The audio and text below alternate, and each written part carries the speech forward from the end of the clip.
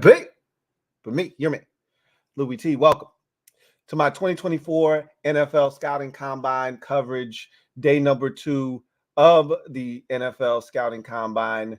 Today featured DBs and tight ends.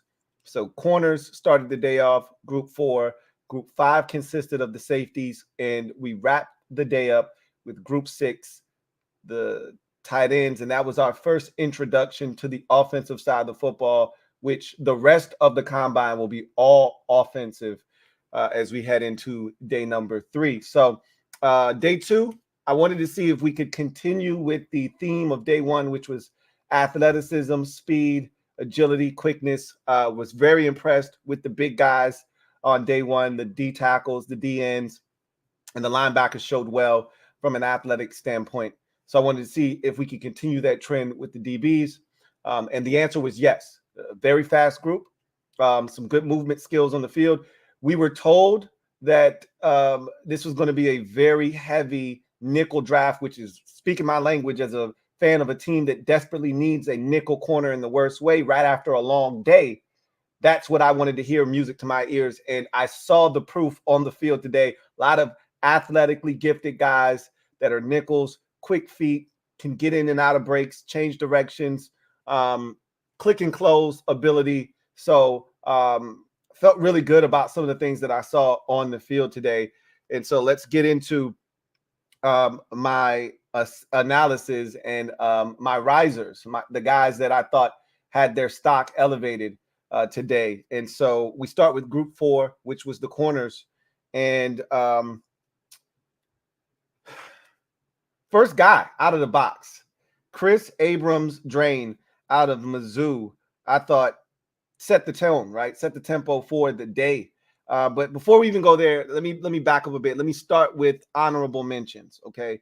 Daquan Hardy, we talk about Penn State. Every single year, we have the Penn State conversation. We had the Penn State's conversation yesterday with their defensive linemen running extremely fast and edge rushers and linebackers. Penn State never disappoints.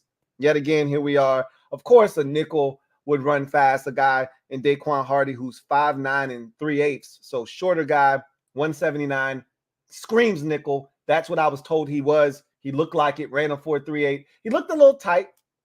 Okay, didn't feel like he was as loose and fluid as I would like him to be, but the speed was there, the quickness was there. Again, a little tight, going through the motions, but he caught almost everything. Felt really good about what he was able to do from an athletic profile standpoint. The tape is going to have to speak to me, obviously, but he showed a lot in terms of athleticism and the things you can't teach. And so he's an honorable mention for me. Now you go to the rest of the group, and Chris Abrams-Draine out of Mizzou, 5'11 3/8, 179 pounds, so very, very light. So if you're going to be that light, you better run fast, and he ran the Moses Malone special 4.44 to kick off things. And Daniel Jeremiah talked about top 10 interception getters in the league, the number 447. So Chris Abrams-Draine hit that, and not only did he hit that, the movement skills were off the charts the entire day. He moved like a 180-pounder, and he caught almost everything. If not for Terrion Arnold, I would have said he had the most natural hands of this group. But Arnold's hands, he looked like a receiver plucking the ball out of the air. We'll get to him a little bit later on. A guy that really impressed me, one of the guys that stood out was another guy that is going to be a nickel, is Auburn's DJ James. I'm looking at him, I'm salivating, and I'm saying, hey, look, man, if the tape matches, this is the guy, right? Because I'm a Mikey Sandrill guy, but I don't think he's going to be there. And so this looks like the next best thing right here in this DJ James guy out of Auburn, 6 feet, 175, 4'4", 240. So he was blazing. But the movement skills were off the charts, man. This guy's quick-footed. He's twitchy. I'm talking about he was sticking his foot in the ground. He was coming out of those breaks. The W drill, he was spectacular out of that. The hips were fluid when they were doing the back pedal drills, and then flip, turn your hips, turn again, and then go get the ball. He was high pointing the football. Man, he sold me.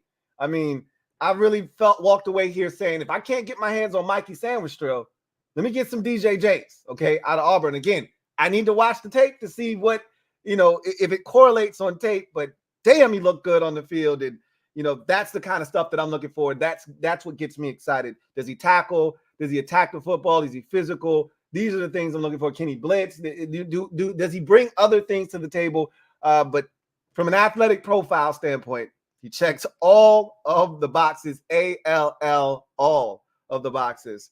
Another guy that I was very impressed with, he'd probably be the next step down if I couldn't get my hands on Sandwich-Strill or DJ James. Give me some Max Melton, okay, out of Rutgers. 5'11", 187 now. He feels nickelish to me. He feels nickelish. Is he a nickel or is he a boundary guy? Got to watch the tape to find out. But the size says nickel, but that's not always how it works in this league, as we know. Just because you're sub 190 doesn't mean you're not a boundary corner, right? So I'll have to watch the tape. At 5'11", he can go out there.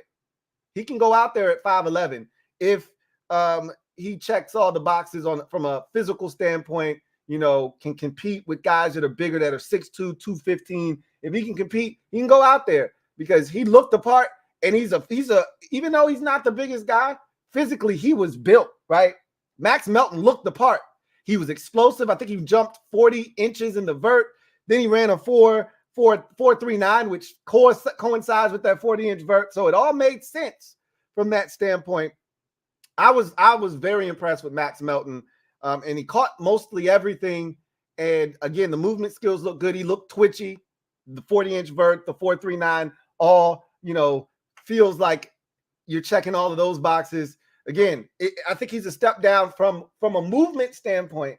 He's a step down from DJ James, who is a step down from Mikey Sandwich-Strill. But if I can't get my hands on those two, I'm looking at Max Melton. Again, got to watch the tape. Speed isn't everything. Quickness isn't everything. Sometimes we overrate speed. The combine can get you into a trap if you're not careful. The tape is where it's at. This is supposed to be a cross-reference resource. It is not supposed to be the end-all, be-all. So I've got to go back and do the homework, right, to coincide with what I saw at the combine. But I will tell you that I was very impressed with Max Melton. Then there's Terrion Arnold. I thought that he had a really good day, really, really good day. Solidified himself as a first-round pick. I don't think he locked down the first overall pick of any of the corners, though.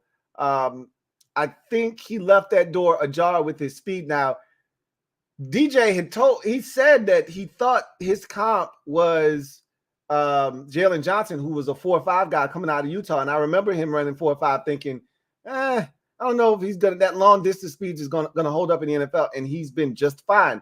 So Terrion Arnold measured out at 5'11" and 3/4, 189, 4.5 flat, which is the same exact speed Jalen Johnson ran about 4 years ago. So Terrion Arnold didn't run as fast as I was hoping he would run, but boy, did he look smooth on the field.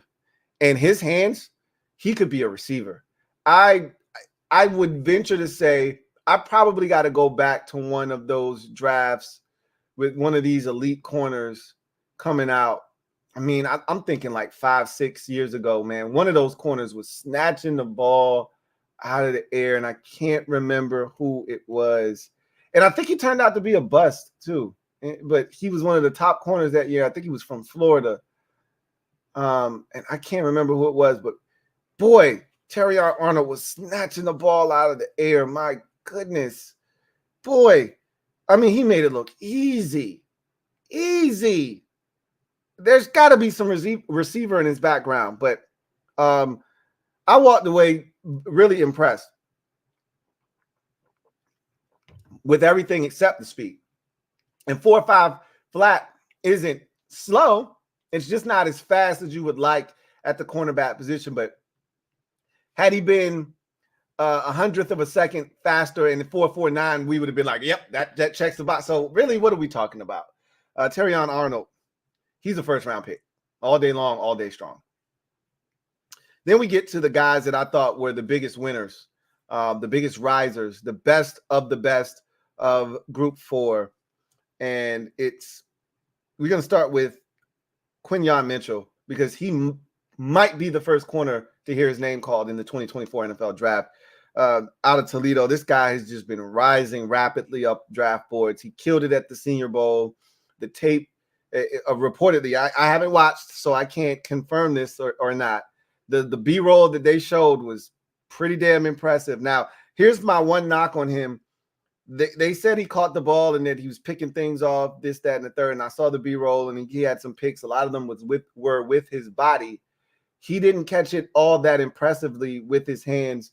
The ones that he did catch, it was body aided. So that's the one knock that I have, is that I'm not sure about his hands. They didn't look A1 official to me. Like Terrion Arnold's hands were off the charts.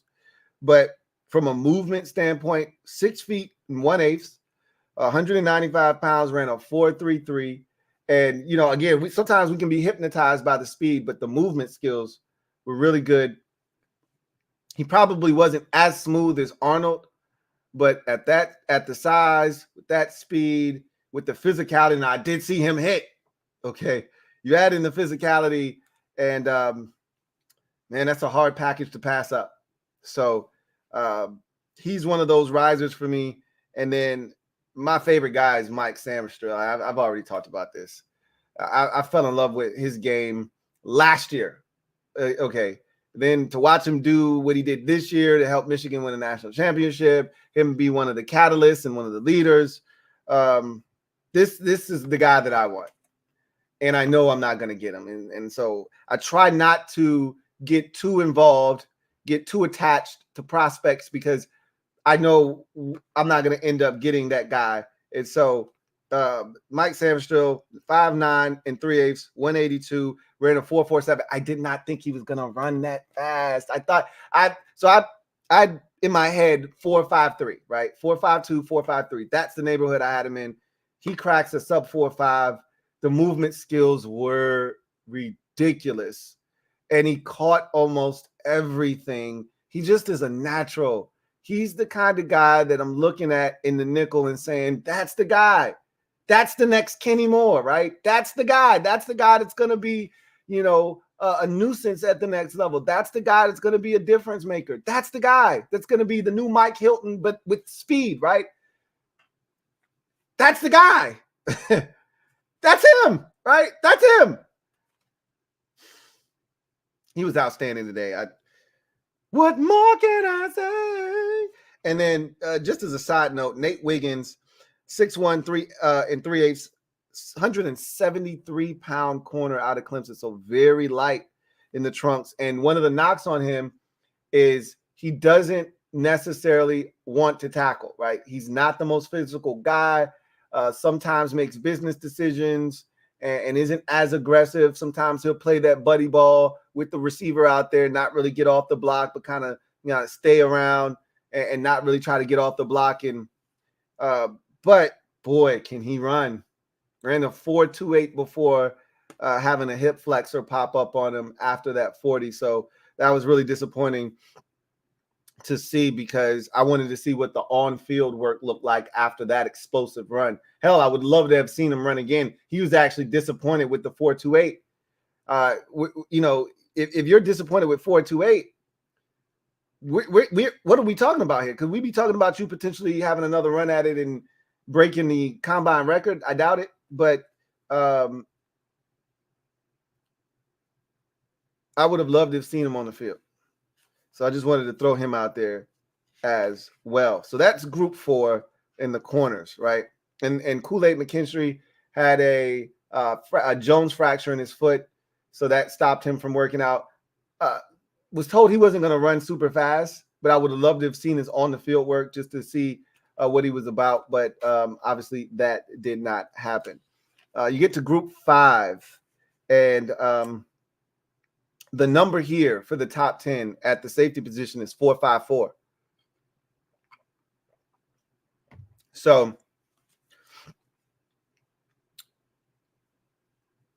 let's start with my honorable mention at the safety position, and it's Tyler Nubin out of Minnesota. So DJ has him as his #1 rated safety in this draft class. Now, keep in mind, that this draft class isn't super talented from a high quality level of talents perspective.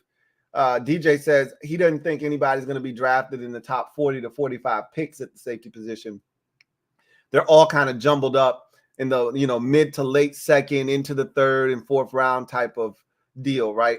So there's no standouts. And we've seen that happen. I think the year Xavier McKinney was drafted, I think there were no first round safeties and McKinney was the first one off the board. I think I could be wrong. And there could have been one that went ahead of him in the first round, but I believe he was the first safety taken and he was like 36 in the second round to the Giants or whatever. So we've seen drafts where the safety position was completely ignored and pushed down the board because of a perceived lack of top end talent.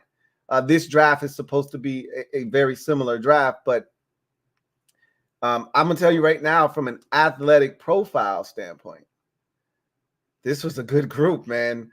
Just looking at some of these 40 times, 4.45. First of all, the first two numbers don't have to be fours at the safety position. That second number is a 5. Sign me up as well, right? So 4.56, 4.45, 4.42, 4.47, 4.49, 4.5 flat, 4.51, 4.58, 4.56, 4.59, 4.47, 4.46, 4.41. These are safeties we're talking about, okay? So these guys were moving, all right? So let's start with my honorable mention, Tyler Nubin. Did not run the 40. Is DJ's top-rated safety on the board, and 6'1", 199 out of Minnesota. On-field drills look good, caught the football very well. He's supposed to be an instinctual safety. We saw the B-roll clips of him, tracking the football, being very, very instinctual, reading the quarterback's eyes, getting in front of the football, jumping routes, things of that nature. I'm always leery of guys who don't run, always. And even if it's an injury related, and, I don't know if it is or not. They didn't say, you never know. Guys, normally when guys do the on-field work and don't run the 40, there's a reason behind that, right? So anyway, he was my honorable mention, guy to look out for. So now we get to the guys that I thought were just really impressive. Let's start with both of the Georgia safeties. Both of them were impressive to me. Javon Bullard, let's start there. 5'10 and a half, 198, ran a 4.47. He was just silky smooth, man. Jesus. All right. He was just silky smooth for me. I was just impressed. He high pointed the football all day long. The movement skills were off the charts. If not for this other guy, he would have been my peak performer of the day. I thought he was just super impressive. Then you go to his teammate, Tyke Smith, 5'10", 202, ran a 4.46, and he was impressive too. Right. He was impressive as well. So I walked away looking at the two Georgia boys like, y'all look the part. You look like SEC safeties. Now I just got to watch the tape to see what these guys are doing, right? Dedrian Taylor Demerson out of Texas Tech. And, what a shame. Speaking of Texas Tech, Tyler Owens at 6'2", 3 3/8 at 216 pounds, also a Texas Tech safety, jumped 42 on the vert and 12.2, which is the second highest behind Byron Jones's 12.3 on the broad. So everybody got excited when we saw those numbers at that size and thinking this guy could, blow up the combine. He could be this year's, I'm going back a ways, Mike Mamula, right? Guy you come talking about as you leave the combine saying, oh my God, look at what this guy did. And to bring it more present day, Melu Afanwu, if you remember him, Obi Melifonwu, if you remember maybe 6-7 years ago, blew up the combine. Obi Melifonwu was like 6'4", like 230, ran like a 4.37 or some craziness, and was just cut ridiculous. Now he was stiff and Yeah, but just the size and the speed, and then they put on the tape, and he was from UConn, so he was tearing up that competition at Division II or whatever football UConn is playing, and everybody got excited. I think he ended up getting picked in the second or third round by the Raiders and or the Patriots, one of those two teams, and then he stunk. But the combine can elevate the hell out of your draft stock, right? And I think Tyler Owens had a chance to do that, to really blow up. And then as he's running his 40, he pulls up about 10 yards in with a groin injury and can't compete. And that sucks. You train this hard to put yourself in that position, and you end up hurting yourself. That's got to be the worst. But his teammate, Dadrian Taylor Demerson, had himself a day. I was really impressed with him. I'm actually anxious to see what his tape looks like. 5'10" and 3/8, 197, running a 4.41. His movement skills looked great. He caught everything. He was really, really impressive. I think, I don't know what the tape looks like, but if the tape's good, he helped himself quite a bit today. Again, at the safety position, that's moving, folks. Dominique Hampton is a big boy, right?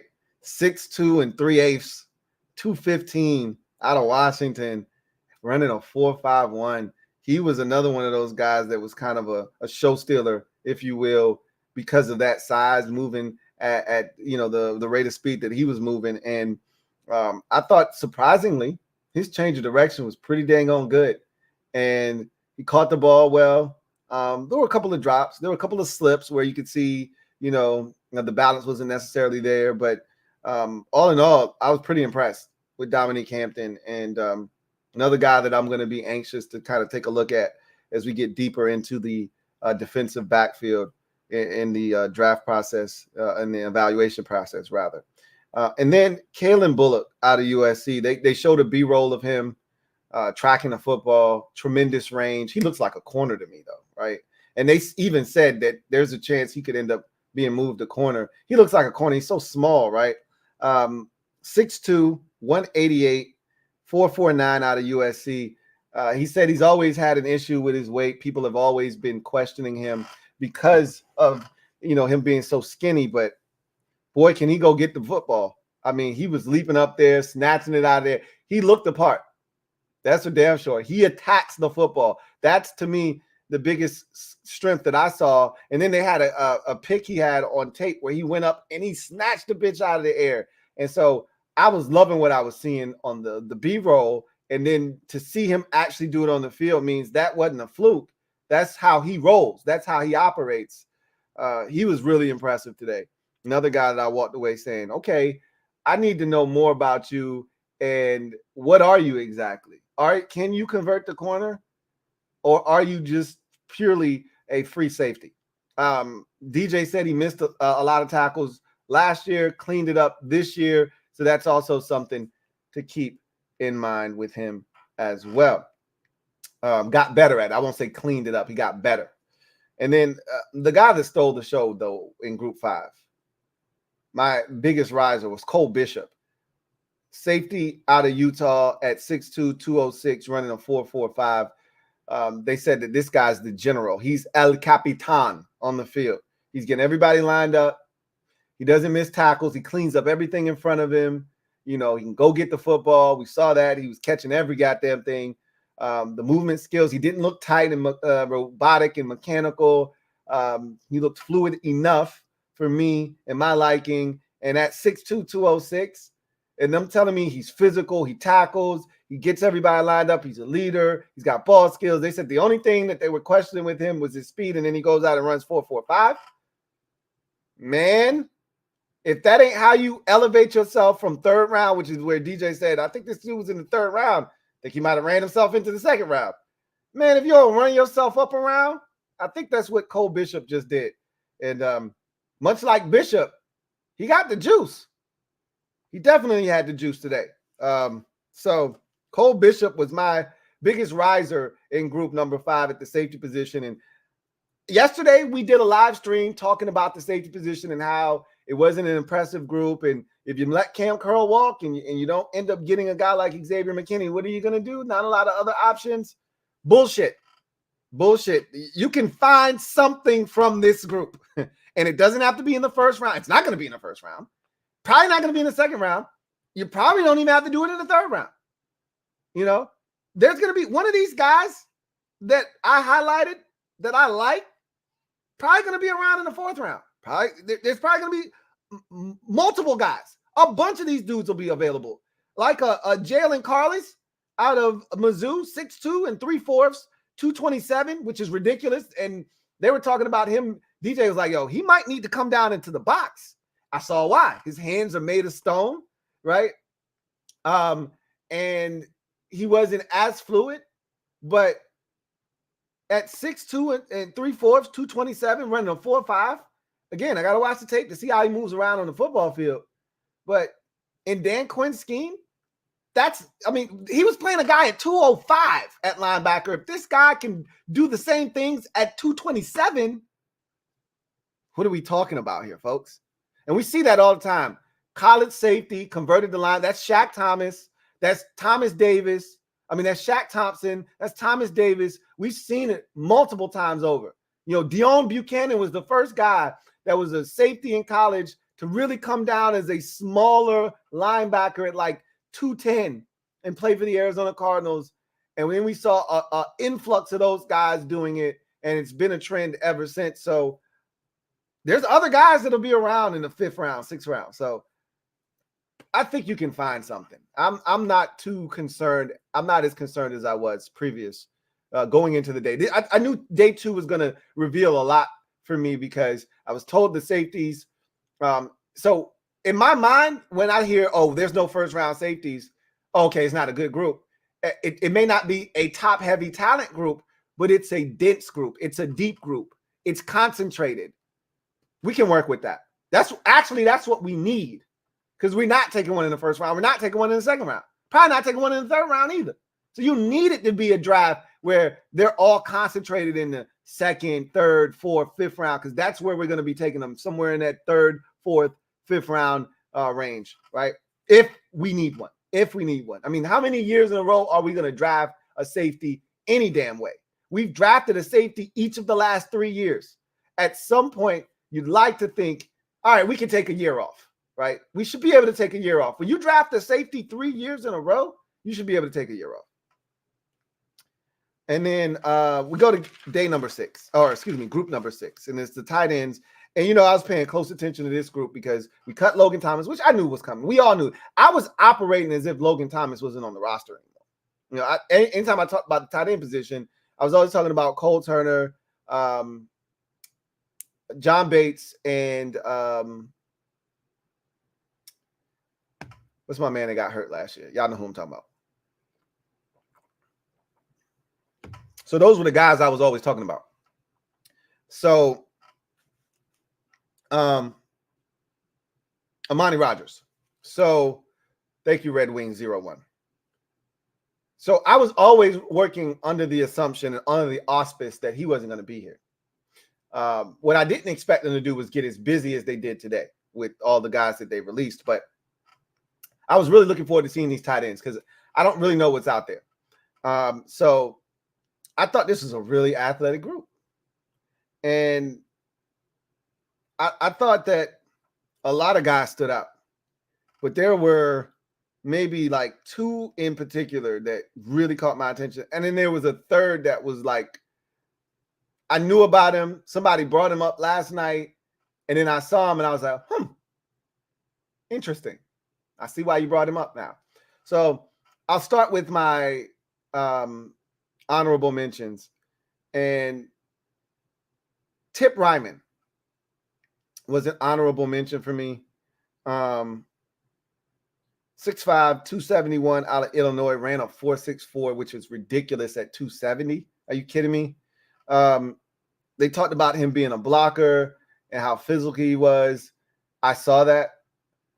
But he dropped a lot of balls today. And so it has me questioning, because he had a total of 292 yards. I try not to be too critical of tight ends and their production or lack thereof in college, because the tight ends just don't eat in the collegiate game that often. You know, there are a lot of tight ends who end up being beasts at the next level who just didn't get enough opportunities. You know, that's why we had gotten excited about John Bates, because we were hoping he just didn't get enough opportunities at Boise State. I got excited and then realized, no, he didn't get opportunities because he's John Bates, right? But there are guys that come into the league and they don't have any production because they played it in the offense where they didn't throw it to the tight end a bunch. But that doesn't mean the guy can't run. I remember feeling that way about the LSU tight end that ended up going to the Raiders. Can't remember his name. About 4 years ago, he went to the Raiders, and very athletic. Didn't have any ball production, but I was like, man, I'm telling you, he could be a problem. And he ended up being really solid for the Raiders. Tip Ryman, I don't think he's that guy, though. I think he might be a core special teamer, a guy that you could put in. Like, he could be John Bates, but a way more athletically gifted John Bates. But at 270, whew. And you saw him blocking the sled. Thought he did some good things. Cade Stover. This was a guy that a lot of people have been mentioning, and I'm like, nah, I don't really like his athletic profile. And then he comes out at 6'4", 247 and runs a 4.65, which is plenty fast. So I was like, okay, Cade might have just dispelled the one stereotype that I put on him. He might have just knocked that off, right? Then I watch him in all the drills, and he's jogging every damn time. And he dropped almost every goddamn thing. He had a horrible day. Doesn't mean he's not good. And he could have just been uptight, right? He dropped every damn thing. So I wonder if this hurts him. Probably not. But I didn't walk away impressed. I wanted to be impressed by Cade Stover, and I just wasn't. There were so many other guys that were way better than him today.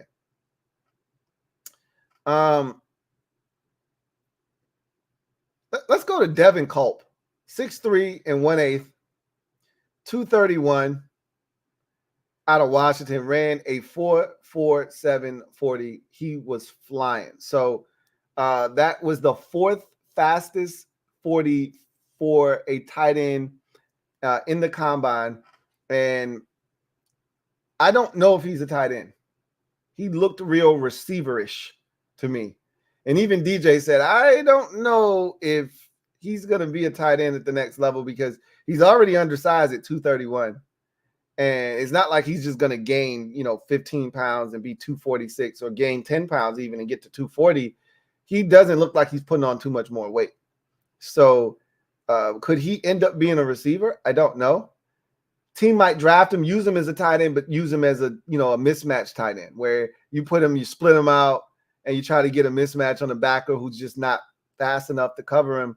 But he looked good, man. He looked good, but is he really a tight end? That's the question I'm asking myself. I don't see tight end in his future. Okay. The sled kicked his ass pretty good. Real good. So now we get to the guys that kind of really impressed me. So I'll start with Jatavion Sanders, who I really liked going into this process. 6'4", 245, ran a 4.69. I thought he would run faster. Really disappointed in the 40 time. Look, 4.69, plenty fast in the NFL. I tell you all the time, Mark Andrews, what's my man's name? He was right on the tip of my tongue. I can't remember. There are several guys that ran in the 4.7s and ended up being tremendous tight ends. So I don't subscribe to you got to be super fast, but everything I've watched with him over the last 2 years, specifically this year, this is when I really, really got into Jatavion Sanders heavy. He just looked fast to me. The thing I questioned was going to be his blocking, and I just thought he would come out here and run a 4.56, run a 4.52 run a 4.61, something like that. I wasn't expecting him to essentially run a 4.7. That was a little disappointing to me. But DJ brought up a great point. Isaiah Likely did the same thing last year, did not run as well as everybody thought he was. Everybody told me, everybody. And then I watched the tape and I'm like, that he looks faster than what he ran at the combine. And then we saw what he did with the Ravens this year, where nobody could keep up with his ass. So I'm looking at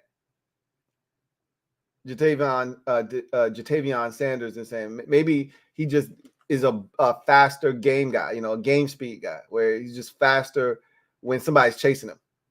Maybe that's it. We'll see.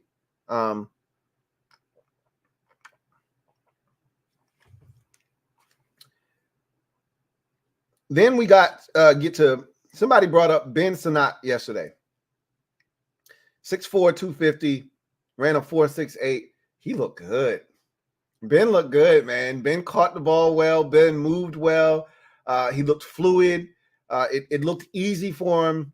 I'm not sleeping on Ben Sinnott. You brought him. Somebody brought him up yesterday. I like him. I like him a lot. I don't like him more than these last two, though. I'm going to tell y'all who I want here in a bit. Tanner McLachlan, 6'5" and 1/8, 244 out of Arizona, ran a 4.61 at 6'5", 244 ran his 4.61. That's pretty impressive. Tanner was moving, man. Tanner was scooting out there. Tanner was catching the ball. Tanner looked comfortable. Tanner broke all of Gronk's records at Arizona. Tanner caught the ball extremely well. I'm not saying, I'm just saying, like, if I can't get the guy that I have at the top of my list right now, I'm looking at Tanner and I'm saying, hey, I don't mind. I don't mind. Let me get Tanner McLachlan, right? So Tanner was a standout for me. But the star of Group 6, the star of the show of the tight ends for me, the guy that stood out and I said, I want him. I want you. I'm going to have you. Right? The guy I was looking at, Theo Johnson. Pause. Let me throw a pause out there. Theo Johnson, 6'6" and 1/8, 259-pound Penn. I can't get enough of these Penn State dudes, man. Pause again. These Penn State guys, they something else, man. 4.58 at 6'6", 260. And he was moving, he was grooving, and he was catching every goddamn thing. And then the thing that set it off like Queen Latifah, like Jada Pinkett, the thing that set it off like Vivica was when DJ at the end said, all of his numbers are identical to Jimmy Graham. Jimmy Graham, he's a man. I said, that's the guy right there. Ding, ding, ding. That's him. That's him. Right? That's him. This is the guy I want right here. I want Theo Johnson. And I don't think I'm going to have to fight anybody for Theo Johnson. He should be sitting right there at the top of the third round when we should be thinking tight end after we've taken care of quarterback, we've taken care of tackle, we've drafted an edge rusher already. He should be sitting right there at the top of the third round. And hell, maybe even with the compensatory third, he might still be there. Third round, I don't know if we get our hands on him in the fourth. That might be a little bit, you might be waiting too long. But I think he'll be there. I know he'll be there in the third round. Theo Johnson, that's the guy I want. I want you. I'm going to have you. I like you. I want you. And I'm going to have you. That's the guy right there. Theo Johnson. That's the guy. What a day he put forth. Super impressive. High-pointed the football. Fluid athlete. You could tell. Went to Penn State. So I got no questions about the athleticism. Went to Penn State. That's the one. That's the one. So that's day number 2 in the books of the combine. And looking forward to seeing what you guys thought. I see y'all tripping.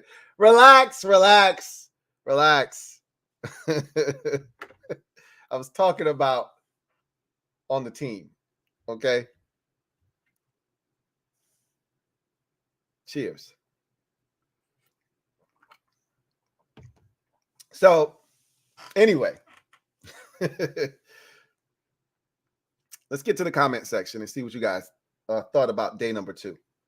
So, we start with Hunter 95804. Thank you for the super chat. Greatly appreciate you. Thank you for being a member of the MOBB. Who writes, how about Charles Leno getting cut? Another hole to fill. Also, how about the 2 DBs getting hurt during the combine? I feel like we just talked about that. So it wasn't anything major though, Hunter, but we did talk about that. But people pull up with hamstrings and groins and hip flexors and hip, pointers. You fall on the ground and you hit your side all the time, right? Those are the little naggers.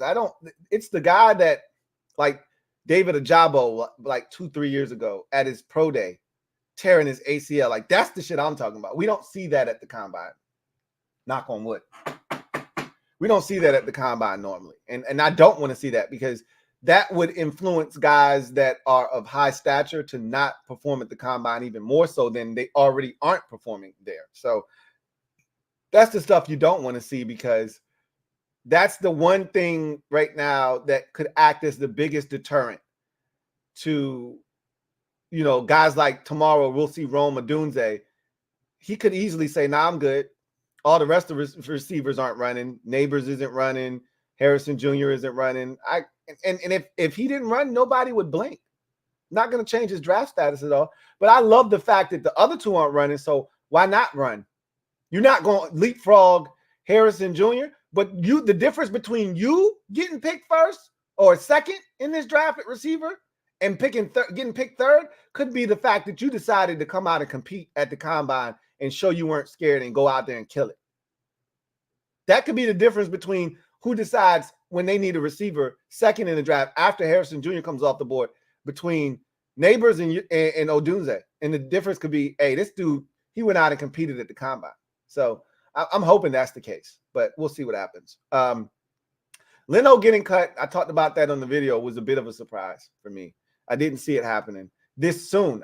Look, we already talked about Leno. He's been mid since we got him. You can do a hell of a lot worse. That's always been the motto. But if that's what you're saying, then that means you need an upgrade. When you say you can do a hell of a lot worse, that's you trying to talk yourself into being okay with being mediocre, right? You can do a hell of a lot worse. That's loser talk. But that's where we were. And we weren't in a position to change that. So I wanted him gone. I just thought they would have, somebody already drafted first or sign a free agent before they did that. But again, the money is the key. Follow the money. That usually is what drives decisions, and deadline spur action, as I tell you guys all the time.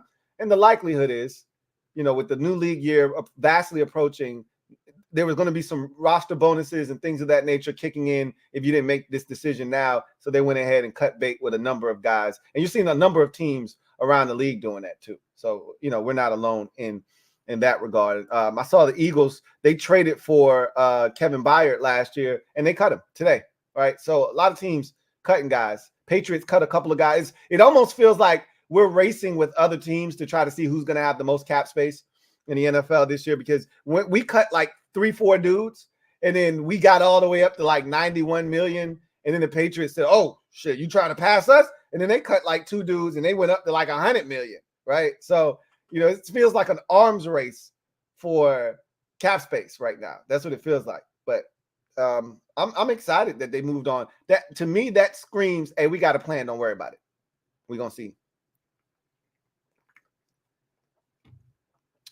A1 the Great, stand up. You are the newest member of the MOBB. You know what it is. Mob. Show A1 the Great some love. Show him how we do it in the mob. A1 the Great, welcome to the squad. So glad to have you. Hunter, 95. 804. Double up. Thank you for doubling up. Who writes, does left tackle automatically become top priority in free agency? I don't know if it becomes the top priority. You still need edge rushers. We still don't have any of those either, right? So I don't know if it supersedes edge rusher because, again, it's such a deep draft class at tackle. So I don't know if you have to do anything necessarily in free agency as much as you have to in free agency, or you need to in free agency in terms of edge rusher. And again, while the edge rusher free agency crop is way deeper than that of the tackle, I don't want to force the issue at tackle in free agency if there's really nothing there, if that makes sense. Like, let's not sign Andrew Wiley for the sake of signing Andrew Wiley, right? Let's not do that. Let's not just sign a guy to say, hey, we got one. Let's actually, if you're going to sign a guy, sign him because he's impactful and is going to come in here and do a great job. Not just to throw a body at the position like Rivera and company had been doing for the last 3 years when they signed Wiley, when they signed Gates, when they signed Norwell, when they signed Trey Turner. Right? Let's not do that. I don't think left tackle becomes the priority in free agency. I still think it's edge rusher because that's where the value to me is in free agency. Hunter 95, 804. Thank you for the super chat. Greatly appreciate you. Who writes, seems like we are cleaning house today. And we were. Again, a lot of teams are doing that because the calendar has turned from February to March. Shit got real once you hit the green month. Things get really real. Because now literally we are 2 Tuesdays, or was it? I think it's 2 Wednesdays away. And really, as we know, the tampering period starts 2 days before free agency actually begins. So you should start hearing about guys signing on Monday this year. So everybody's preparing and getting ready for the start of the new league year. So now you got to clean up your books, because if you're over the cap, you got to be under the cap. That's why you're seeing all of these renegotiations and guys restructuring their deals and players getting cut, because now it's getting real. You can't be playing around anymore, because if you're $23 million over the cap, guess what? You got to get your ass under the cap by the time the start of the new league year happens, or there's a massive penalty coming your way. So teams are going to do everything they got to do. And again, a lot of times when the new league year starts, bonuses kick in. Oh, you on the roster still? All right, here's a $2.5 million roster bonus for you. Here's a $600,000 roster bonus for you. So you got to start cutting guys in order to not have to pay that stuff out. So yeah, we got busy today. Red Wing 01. Thank you for the super chat. Greatly appreciate you. Thank you for being a member of the MOBB, who writes, Sanders and Sanat looked good, to be expected, but Stover looked more polished than I expected, and Ryman may have just tested himself up a round or two. So Ryman, I think athletically, he surprised a lot of people. I didn't think he caught it very well. But the thing that we were told he was going to be able to do was block, and he blocked the shit out of the sled. So from an athletic profile standpoint and a blocking standpoint, he checked that box, and then he surprised everybody with his athleticism. If the tape says, in his limited opportunities, he can catch a football. Like I said, tight end is one of those positions that I think you draft for traits, because you can't really go off of the tape all the time, and you can't really go off of production in college football with the tight end position. So I think tight end is one of those positions that you just go off a trait. And if a guy's 271 pounds running a 4, what did he run? A 4.64, I think he ran. If a guy's doing that and he's blocking the way that he did, yeah, why the hell not? Why the hell not? So he could have easily been a 5th round pick, and now he's a 4th round pick. And you thought that Stover looked polished? I thought Stover looked slow. I thought he was too calculated. Looked like he was thinking the entire time, which is probably why he dropped the damn ball so much. I was disappointed in Stover today. Really disappointed, because my knock on him was he wasn't fast enough. And he looked like how he plays to me. He's really slow. He looked slow. Like when he ran his 40, he looks fast, right? Then he got on the drills and the gauntlet he did slow. All of the drills he ran really slow. Then the one he was supposed to run slow on, he ran too fast and then didn't catch the ball over the shoulder on the very first drill when they got on the field. And so he didn't catch it well today. I didn't think he played with great tempo and pace. There was no urgency with him. And then he didn't catch the ball. And the one thing I said he was going to do, I was like, look, he may not be fast, but he catches every goddamn thing. And then today, he wasn't fast, and he didn't catch every goddamn thing. So it seemed like he didn't catch any goddamn thing. So he bothered me today. But again, I'm not gonna kill Stover, right? I'm not gonna hold this over his head. I just wanted to mention that when you're out here competing, you want to put your best foot forward every time. And he didn't do that today, and so I didn't walk away feeling good about him. And that's my last exposure to him. I'm not going to the pro day. I'm not going to watch it on television. That's my last exposure. And now it's just a tape. And I've watched enough Cade Stover to know who he is as a football player. I don't really even need to watch his tape. But all that's left is the tape to try to, to persuade me. I wasn't blown away by him. Now, Sanders and Sanat did look good. Both of them look good. I thought Sanders would run faster, but he was smooth, man. Caught everything with his hands. Looked really good. Looked polished. Looked refined. Looked athletic. So did Ben Sanat. Really impressed with how he moved as well. But my guy continues to be Theo Johnson. That's my guy. Theo is my guy for the day. At the tight end position, I thought he just killed it.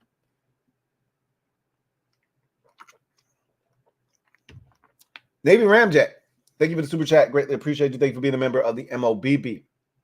Navy Ramjet writes, Lou, hope the family is good. Likewise, Navy Ramjet.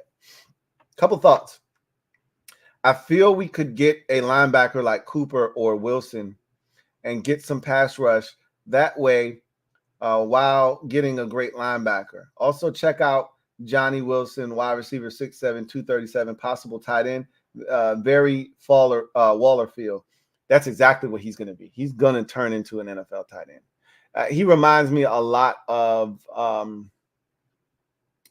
the Oregon wide receiver turned tight end about 3 years ago, Juwan Johnson. Everybody knew. I remember it was one of my favorite lines from Charles Davis. He said, hey, DJ, Juwan Johnson, somebody forgot to tell him. He doesn't know this yet, but he's a tight end in the NFL, right? I remember him saying that. And sure enough, as soon as he got drafted by the Saints, they converted his ass over to tight end, and he's a damn good tight end when he's healthy. So I see Johnny Wilson in that same. I remember when Claypool was coming out, and everybody wanted to make him a tight end. And he was like, hell no. I only bulked up and got this big because I got a lot of water weight gain. I ain't really this big for real. Because remember, he came in the combine. I think he was 234 or something, 237. So, Johnny Wilson is going to be a tight end, though. His movement skills suggest. Claypool could run. He was explosive. Wilson's not explosive. So I watched a ton of Johnny Wilson. And his hands are very questionable. But he'll definitely be making that transition to tight end. He just doesn't know it yet. I think Cooper's going to be too rich for our blood. I think Cooper's going to go in the first round. So I don't think we'll be able to get our hands on Cooper. But Wilson is interesting. Peyton Wilson is very interesting because the medical with him is something to keep in mind. And then you just got to see how others evaluate him and feel about him. If teams view him as another Wilson from the Bengals, that brother's gone. That dude is gone in the second round.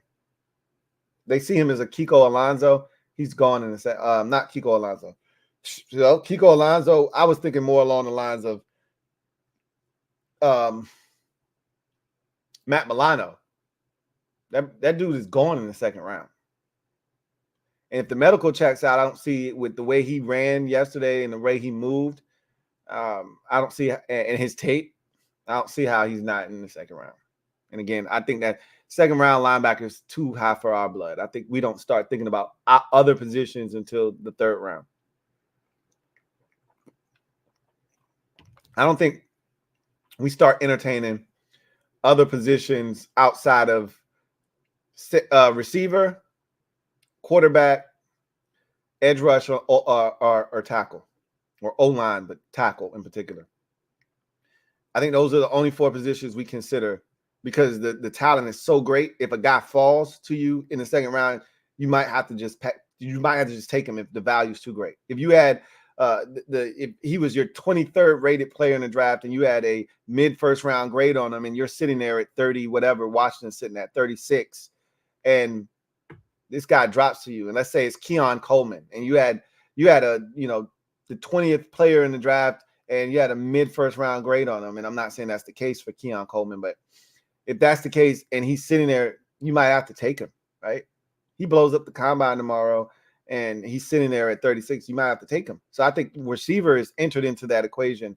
But really what it boils down to is quarterback, tackle, edge rusher. And I think receiver is another position because it's so deep and it's so talented and it's so rich at the top. There's only, it's going to be saturated. And still you got teams that are going to need quarterback, they're going to need tackles, that are going to need edge rushers, they're going to need corners. And so somebody's getting pushed down, right? And it could be those receivers, right? So I don't think linebacker is something we entertain that early in the draft because Cooper's going in the first round, and I think Peyton's going in the second round. And I think our 2 picks in the second, maybe not the second one as much, but feel like the second one too is probably still a little bit too early for a guy like Peyton Wilson. He's probably a little bit further back in the second round, like where we were last year in the second round. Big Mike, been a member for 20 months. Really appreciate you. Big Mike writes, "Sup, Lou? Which tight end do you like out of this year's draft? And I would like us to take Sanders day 2 of the draft." Well, I already answered that question, Big Mike. But you need me to repeat. It's Theo Johnson. It's Theo Johnson. 6'6", Penn State tight end, 260, ran a 4.58, caught everything. Was one of, I think I saw one of either 3 or 5 tight ends in the nation to have 7 or more touchdowns this season. He was a big time target for Penn State. And again, he's a Penn State Nittany Lion. That I don't need to say much more. What more can I say? That kind of speaks for itself as to what he brings to the table. So, from an athletic profile, Red Wing 01 writes. First of all, thank you for the super chat. Greatly appreciate you. Double up. Thank you for doubling up. Red Wing 01 writes, "I can see Colt being a Chig Okonkwo type player." You know, that's an interesting name you bring up. Last year, Chig was very undersized. I don't know if he was 230 though. Was Chig? You know what? You're right. I think he was like 234 or something like that. He was really, really small. Felt like he ran super fast, and the Titans took him. And he was really good for the Titans. One of the few weapons that they had outside of DeAndre Hopkins to throw the football to. You know what? I just feel like Culp is so much taller, though. Chig was like 6'2". Like, I think, is this guy like 6'4", 6'3", 6'4"? 6'3" and 1/8. He just felt like he was a longer tight end, right? Taller guy. So, yeah, your Chig kind of felt more compact, but that's not a bad way of looking at it, though. You know, that's not a bad way of looking at it. Chig I think his frame was thicker, though. You know, if that makes any sense. This dude is up and down. He's tall. He's lean for a tight end. He looks like a receiver to me. Chig looked like a tight end, like a fullback, H-back type, if that makes sense. But, yeah, that's not a bad way of looking at it, though. Red Wings. I see where you're going there. Christopher McLaughlin, thank you for the super chat. Greatly appreciate you. My guy, Chris, thank you for being a member of the MOBB. Writes, what's going on, Chris? "Hey, Lou, hope all is well with you and the family. Likewise, I really, truly do appreciate you for always checking on the fam. And hopefully you and yours are doing equally, if not better, than me and mine. I really, truly do appreciate you. He writes, what would you consider a successful free agency period for the team in terms of positions addressed and why? That's a great question. I think you have to come away with one edge rusher, and you probably need to come away with one offensive lineman. And then everything else is just filling in some of the gaps. I think you need to bring back Jeremy Reeves as a core special teamer. And then I think after attacking, I think you need one offensive lineman, whether it's guard or tackle, one edge rusher, and then any of the other guys that I had on my list, like a Noah Fant, even though I kind of like these tight ends now. And I'm like, yeah, I'm good on Noah Fant if I can get one of these tight ends. But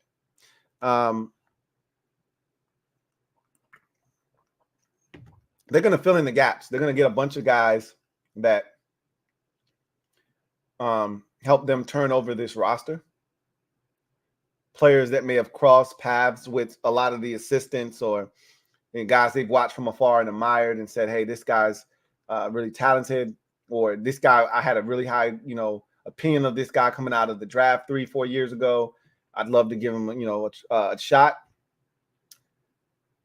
I think making sure my only prerequisite really is, hey, get me an offensive lineman, get me an edge rusher. And then everything else is kind of money in the bank. Like, whatever, do whatever you got to do, right? Those are the two positions that I would feel really good about. If I liked the player, if I felt good about the guy that they acquired, everything else would be sort of me feeling, after those two, okay, we good. Now we can go into the draft, be aggressive. Like, I don't want to go into the draft needing to do this, right? Feeling compelled to do this. Because when you start acting out of desperation and need, that's when you start reaching for guys like Jamin Davis. That's when you make a mistake. We were so desperate for linebacker help that year that Ronald Rivera felt the need to reach at 21 for Jamin Davis. That's what I'm trying to avoid. When you're that desperate, you can really talk yourself into a mistake. So edge rusher and O-line, and then that'll make me feel a lot better going into the draft, that I don't have to do anything I don't want to do. And I know it sounds like, well, don't do it. But you got to look at the way the board is falling and when your next pick is and how, like, you put yourself in a position when you need a position. And if you don't take it now, that's how you end up with Fedarian Mathis. That's the poster child for, they felt like the defensive tackle position was going to fall off a cliff by the time they got to their next pick. Because remember, I think that was the year we didn't have a 3rd round pick. Like, that was the Carson Wentz trade or whatever. And so we didn't have another pick to the 4th. I think, I could be wrong, or they just felt like if they didn't get a defensive tackle here, if 2 more went, him and the next guy, there weren't going to be any left, and they were going to fall off of the cliff. And so they took Fedarian Mathis. And just because they thought that Deron Payne was going to end up being a guy that they let walk in free agency, and they wanted to prepare themselves because they had already moved on from Ioannidis and Tim Settle, and so they needed some depth. And we didn't know at the time we were going to end up getting John Ridgway. That's the poster child for me. That's the exact example of reaching for a position because you're so desperate and it's way too early. So I would like to remove that from the conversation by getting an edge rusher and an offensive lineman, particularly a tackle, if at all possible. But I'm not really concerned. It doesn't have to be a tackle. If you remove guard from the equation and you feel good about guard, now you don't have to worry about drafting a guard because you got stuff on the roster. You brought Mason Brooks back. You want to take a look at him. You still got Braden Daniels. You still got Andrew Wiley, unless you cut him, and nobody's safe right now. But Wiley can play guard as well. So you got some guys. You still got Chris Paul, and you can bring back Sadiq Charles if you like. So if you can remove guard, and now you just got to worry about tackles, and you got to take 2 tackles, fine. Because to me, you still had to take another guard. So if you get a tackle in free agency, cool. You still got to get a guard and you still got to get a tackle. Well, if you take the guard, now you still got to get 2 tackles. So it does, to me, it doesn't matter. Just get an offensive lineman and an edge rusher, and I consider it a success. One that I feel good about, and then I consider it a success. Christopher McLaughlin, my guy Chris, thank you for doubling up. Double up. Thank you for doubling up. And thank you for the support as always, man. Truly do appreciate you. My guy Chris writes, hey, Lou, 2 questions. 1, how do you see the defensive approach and strategy being different with Witt Jr. and that personnel? Do you think they need to succeed? 2, how concerned are you that we are setting up our rookie quarterback to fail with needing to fill 3 offensive line positions? All right, so let's take the first one. And you say, how do you see the defensive approach and strategy being different with Witt Jr., that personnel? Do you think they need to succeed? So what kind of personnel do they need? And how do I see it being? Well, first of all, we're going to be more aggressive defensively. We used to beg for Jack Del Rio to blitz. The Joe Witt Jr. and that defense is aggressive. Now, you got to go get the personnel, and you talked about personnel. You got to go get the corners, which is why I think we need a nickel. And then you might have to draft another corner or go get a corner in free agency. I think they're going to do something in free agency. That's another position that I think they're going to attack in free agency, get something, right, to help them go man-to-man. And they said they're going to switch it up. They're going to do different coverages, different looks, but we're going to be more aggressive defensively. That's going to yield us more turnovers. Wherever Joe Witt Jr. has gone, whether it's Green Bay, whether it's with Dallas, turnovers have followed. And so he knows how to help create that. Jason Simmons, same thing. He's big on turnovers. He preaches turnovers. Those 2 guys are in lockstep when it comes to that. And so I think this is going to be a defense that's going to be way more aggressive. The corners in the secondary are going to have to be way tighter in their coverages, much tighter in their coverages and their abilities. I think they're going to put, when you blitz, you put a lot of pressure on your secondary to be able to cover. You put a lot of pressure on your linebackers to be able to cover. And so the linebackers, but particularly the safeties that act as linebackers and the corners, are going to have to be able to be athletic and cover and move in order to play this defense correctly the way that they draw it up. You can't get opportunities for picks. You can't sit on things if you're not getting to the quarterback.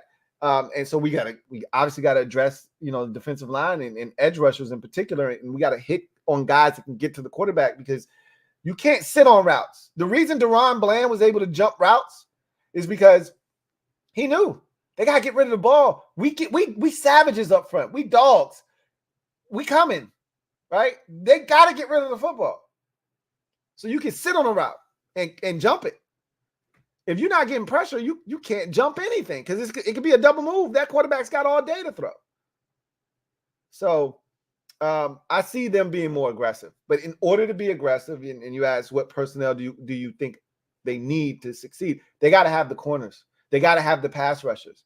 Those 2 go hand in hand. We have no pass rushers to speak of, and the corners right now, I don't know if they're capable. I don't know. They're not capable of playing man-to-man consistently. Now, especially if you don't bring back Kendall Fuller. Second question, how concerned are you that we are setting our rookie quarterback up to fail with needing to fill 3 offensive line positions?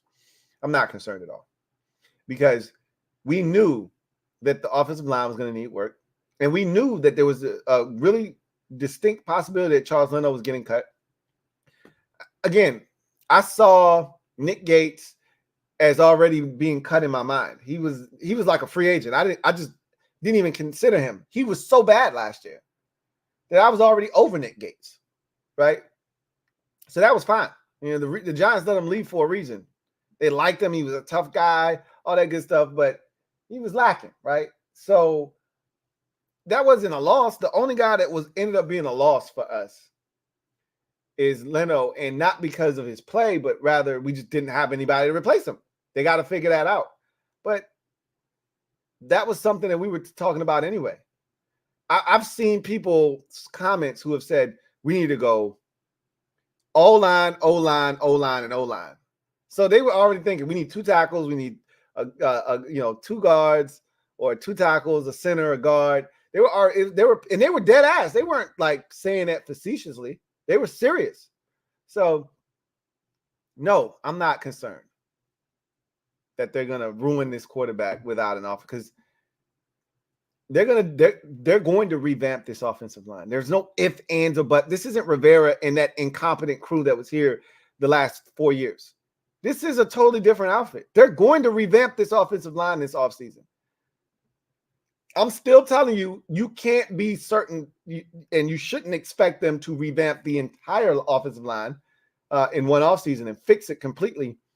Well, with the dismissal of Leno, and this is what I was preaching yesterday, don't look for Leno to get cut. You know, the easiest and most safe route to fixing this offensive line is holding on to Leno, getting a guard in free agency, having your third-round pick from a season ago pan out at center, and then drafting a right tackle. That was the fastest and most efficient path to success of fixing the offensive line this offseason. And then they go and cut Leno. And so I'm not saying it throws a monkey wrench in that. It just makes you have to work that much harder to fix this offensive line.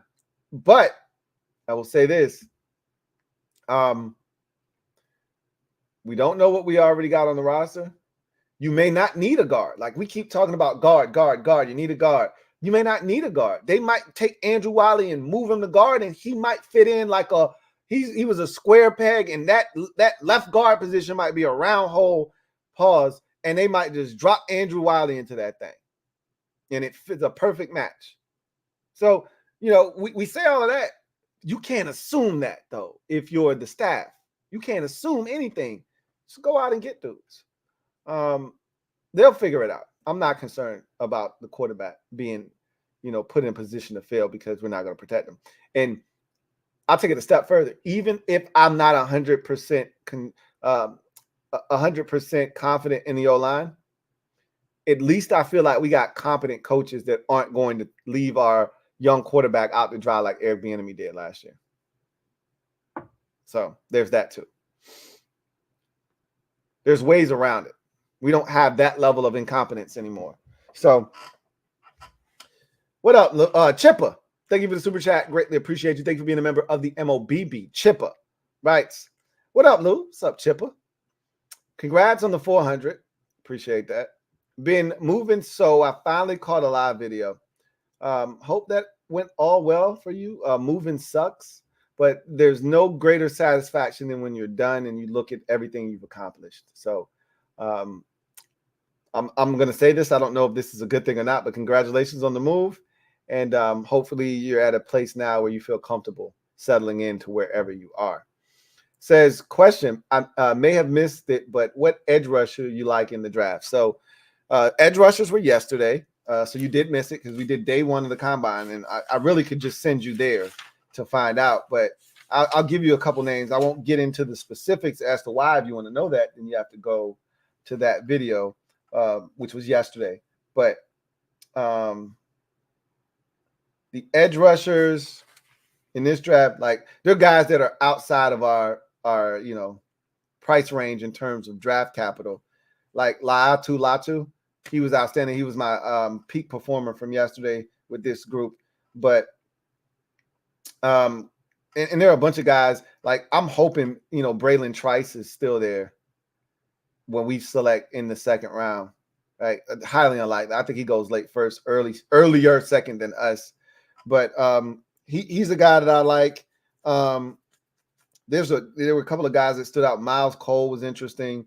Jalen Hunt out of Houston Christian was looks like a late round developmental guy, but he's got some traits that you find interesting. Muhammad Kamara is a guy that I'm dying to look at on tape because they said this guy was rough, rugged, and he knew how to get to the quarterback. Now, a little undersized at 6'1", but those are just a few of the names. And then, there's the big names, the Chop Robinson, the Jared Verse. Those, and just like I said, Latu, those guys are going way earlier than we will be able to get our hands on because we'll be drafting a quarterback. So those are some of the names. But, I gave you some of the guys. Muhammad is a guy that I would like to take a look at, though. Muhammad Kamara is or is it Kamara? Yeah, I think that's what I said, right? Yeah, Muhammad Kamara, yeah, is a guy that I want to look at and see if he fits. He's a little undersized, but he might fit that DNA profile that I'm looking for. We'll see. So you can catch all that, though, yesterday. We broke that stuff down. Casino 6. Thank you for the super chat. Greatly appreciate you. Who writes, what do you think about Devin Culp? And we talked about him already, man. Devin Culp was he's interesting. He had a tremendous day, but he looks like a receiver. Now, Red Wing 01 brought up a great point about Chig Okonkwo from last year's draft and how he seemed like he was a little bit different. He was cut different. He looked more like a fullback, H-back. He was shorter, kind of stocky, but he was only like 230, some odd pounds. So he didn't fit that traditional tight end role. Kind of felt more like a fullback or H-back, but actually had a really successful rookie season. But Culp he's not like compact. He's linear. So he's not going to work, right? And he just feels like he's got to do something else. He could still be a tight end and teams could flex him out because he's technically a tight end. Like, that's just crazy to me. If teams are going to use guys like tight ends, like a receiver, treat him like a damn receiver. Put a corner on his ass. Don't put a linebacker on him and give them that advantage that they're looking for. Like, that guy's not coming in the game to block you. But Culp looks like one of those dudes that could be a mismatch nightmare if utilized correctly. But he's a tweener. Where do you put him? What do you do, right? Because you can't keep 3 tight ends if Devin Culp is one of your tight ends. You got to keep 4. Because if one gets hurt, I assume the 2 guys ahead of him have to be supremely gifted blockers because you don't want Devin Culp in the run game at 231 pounds. So you can't get into any big formations if one of those guys goes down. So these are the questions you got to ask yourself, right? These are the questions that come up. But he was impressive. Red Wing 01, thank you for the super chat. Greatly appreciate you. Is this a double up or is this a triple up? I think this feels like a triple up. Yeah, you already went. Tripled up. Appreciate you. Who writes, I'm not a big Stover guy. So I had lower expectations for him. And he looked good in the drills I watched, but I didn't watch all of the receiving drills. So I take another look, maybe change my tune. So if you weren't a big Stover guy, I'm gonna tell you right now, if you go back and watch it, you're not gonna walk away. You're gonna feel validated for not being a Stover guy. I didn't have any issues with him. So I walked away just saying, that meme of Bowfinger. I don't know if you've ever seen Bowfinger of Eddie Murphy, where he's like,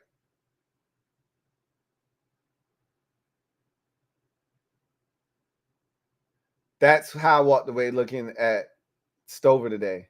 Like, yeah. Right. I was disappointed. I was hoping after the 40, I was encouraged because I came in thinking the one knock on him was he wasn't fast. And then he ran that really good 40.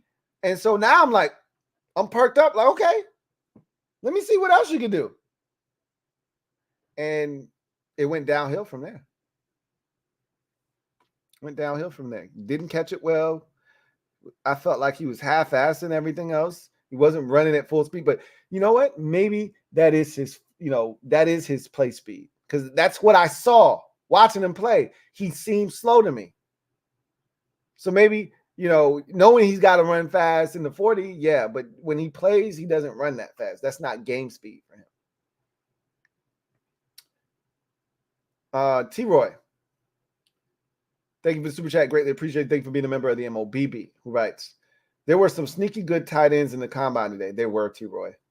And I talked about them. I walked away feeling good about the crop. If we don't do anything in free agency and we just wait for the draft, I feel good about these guys.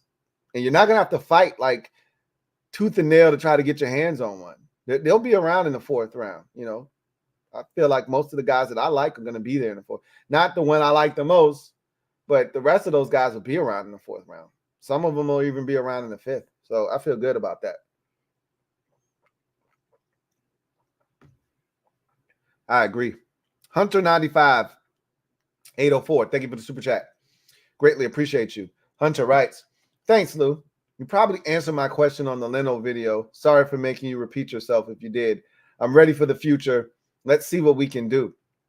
No apologies, Hunter. It's all good, man. I'm excited. And yeah, I did answer that on the video, but that's fine. You were here, you didn't see that one. It's all love. It's all good, man. I appreciate you. I'm ready for the future too. And the future's now. Like today was a statement.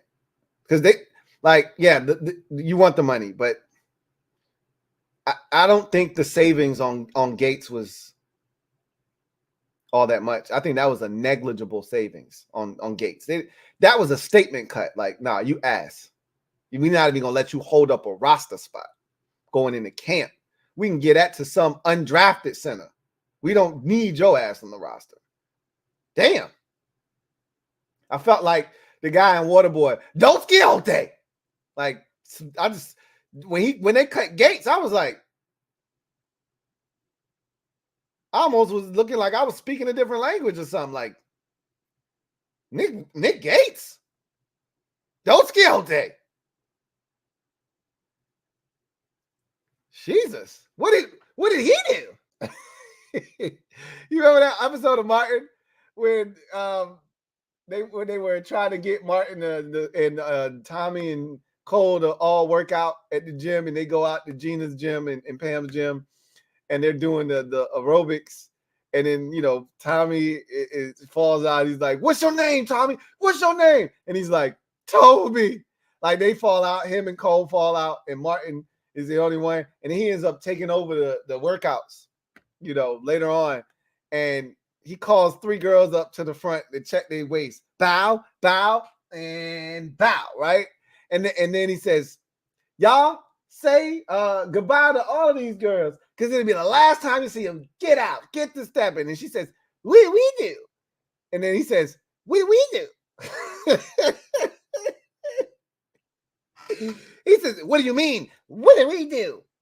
I saw you at," he had some crazy name. "I saw you at Roscoe's Chicken Shack," and so that's how I kind of felt about Nick Gates.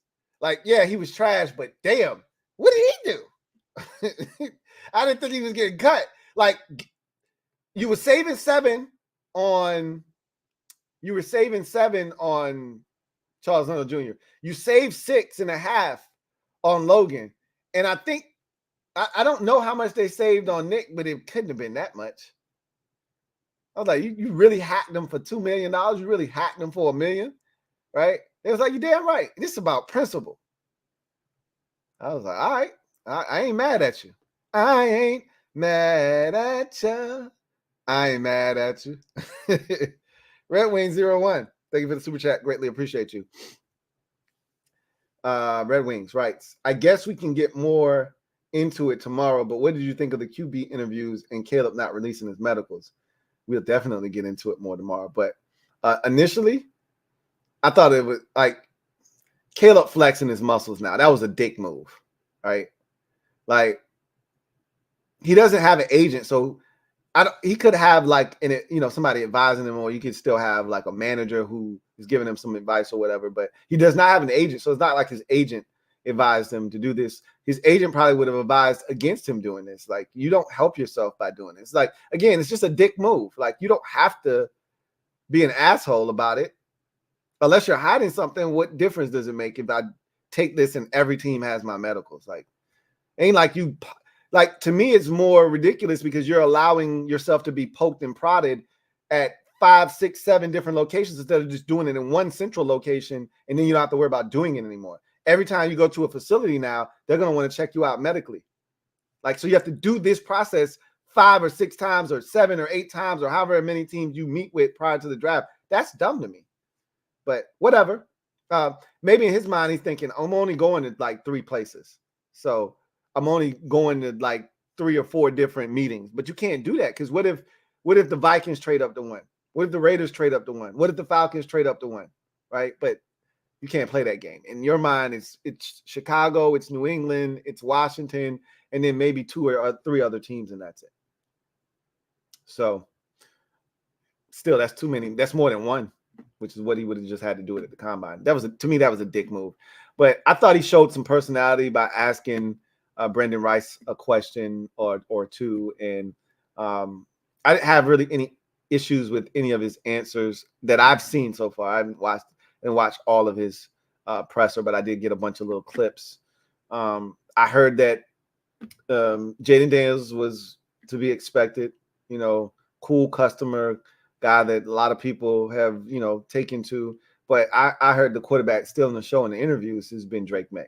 But you heard the same thing that I did. So I told you his personality seemed real genuine. And he said he was going to be himself at these interviews. So I think teams are taking to that. And then I've also heard that he's a X's and O's junkie. Like he lives, eats, breathes, sleeps football, which is what you want to hear.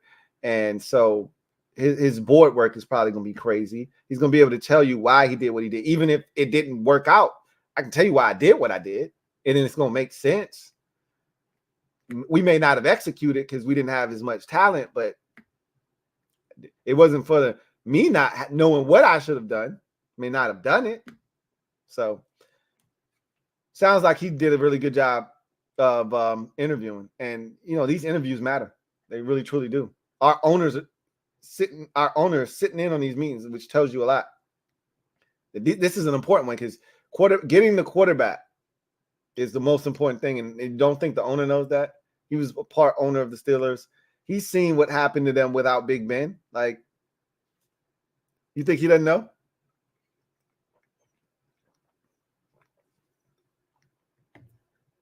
Red Wing 01. Thank you for the super chat. Greatly appreciate you.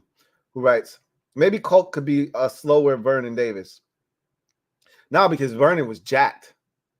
Right? Vernon looked like a tight end. Vernon was like 255 pounds. Like Vernon Davis was huge. 245, 250, somewhere in there. Vernon was huge. So the body types aren't even, anywhere similar. And, but what's the only thing is Vernon was one of those dudes that they said he was the fourth fastest. Vernon is probably the fastest. Vernon is probably the fastest of all those tight ends, I would guess. But it could have been one that I can't remember right now that might have outrun him. But, Vernon he blazed the combine. He blazed it. Super DB GOAT. Stand up. You are the newest member of the MOBB mob. Y'all know what to do. Show Super DB GOAT some love. Welcome to the squad, Super DB GOAT. We've been waiting on you, bro. Where you been at? So glad to have you on board. And who then also writes, welcome to the squad, man. Thank you for being a member. Thank you for the super chat. Who writes, tight end Tip Ryman ran faster than I thought he would. I wouldn't mind getting him in the later rounds. Neither would I in the later rounds. But that's after 2 or 3 of my other options have already, been spoiled at that point. Then, yeah, sign me up for some Tip Ryman. He definitely ran faster than anybody thought he was going to run. That's for sure. At 271 pounds? Are you kidding me? Running a 4.64 40? Athletically, he checked a lot of boxes. He dropped a lot of footballs. But he was moving. And that doesn't mean he can't catch. He just, Stover, I think he can catch. He dropped a lot of footballs today. That doesn't mean he can't catch. Tip Ryman definitely helped himself today. I agree. So, anyway, I digress. That's going to do it for me, your man Louie T, here on day number 2 of the NFL Scouting Combine in 2024. We've knocked down all of the defensive players. We've also knocked down the tight ends. Now we get to the good, juicy stuff tomorrow on Saturday, where we'll be talking about quarterbacks, receivers, and running backs. So that'll be a great day. And guess what? We need all of them if you're a Commanders fan. So tomorrow's going to be a fun one, indeed. And then we'll finish this thing up on day 4 with the offensive linemen. So that's going to do it for me, your man Louie T. I thank you guys for joining me. Really appreciate y'all kicking it with the kid on a Friday night. Look forward to coming back and doing it again tomorrow. And tomorrow will be a late one too, because the combine I think ends at 9 tomorrow. It's supposed to end at 9 tomorrow. So hopefully these receivers move fast, the running backs move fast. Like there were a couple of corners that took forever to run there for you. Like, bro, I get it. You worked hard. You want to run fast. Do you have to do all of this shit? And then did all of that shit and then had a nerve to false start. and have to do the shit over. Like, oh my God, we got to go through this routine again. Bro took 38 seconds to run just now, and you gonna make him do it again? So he got to come back to the line. That's 18 seconds. Then he got to get down, then he got to breathe. Then he got to put his hand in his exact spot. Then he got to get down on one knee. Then he got to dig his hand in the gravel. Then he got to take another deep breath. Then he got to get on his knee, move backwards behind the line, take his hand, extend it past the line he's supposed to have it at, then put it at the perfect spot, then settle his fingers in. Then he got to get his knees right. Then he got to get up. Then he got to take another deep breath. Then he got to put his arm in the air. He brings it down slowly, and then he stops. And then he takes off, right? Bro just took 2 minutes and 18 seconds to run. 4 seconds. He took 2 minutes to run 4 seconds.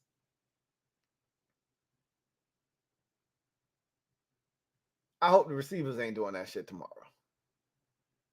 If they get through it quick, we might be able to get up here quickly, but we'll see. Anyway, I digress. You guys enjoy the rest of your Friday evening, and we'll come back and get at it again tomorrow for day 3. Hope you enjoyed.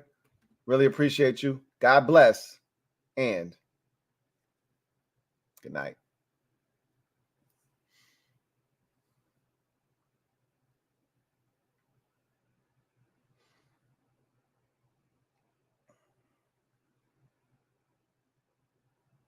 So I got another super chat. Just caught this before I got out of here.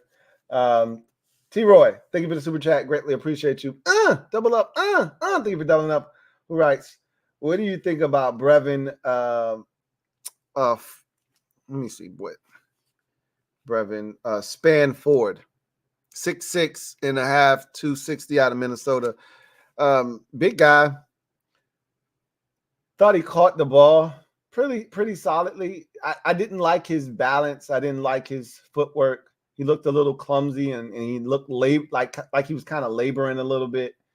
And you know, there were times where I was intrigued by him, and I said, you know what?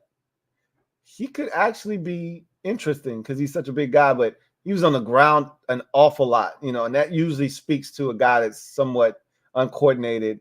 Like there's no reason to be on the ground in the combine unless like there's a bad throw. And there was one throw where he turned around and he outran the football, so he had to kind of turn around and try to catch it. But there were other times where he's just trying to get out of his break and he slips or he goes to the ground to catch the ball, or he's jumping in the air when he doesn't need to. You want to see guys plucking the ball out of the air. I wasn't overly impressed. I'll just say it that way. I wasn't overly impressed with him. He was okay. Anyway, now I digress. You guys get out of here. Enjoy the rest of your Friday. Now, God bless and good night. Oh, yeah, check out MusicHead University if you haven't already done so. Uploaded a new video today and got more in store for y'all. So if you haven't subbed up over there, you haven't checked out the content over there, please, if you like music. If you don't like music, then that's not the place for you. But if you like me and you like music, it's a good melding of both. Come kick it. Yeah, take care. I'm talking too much.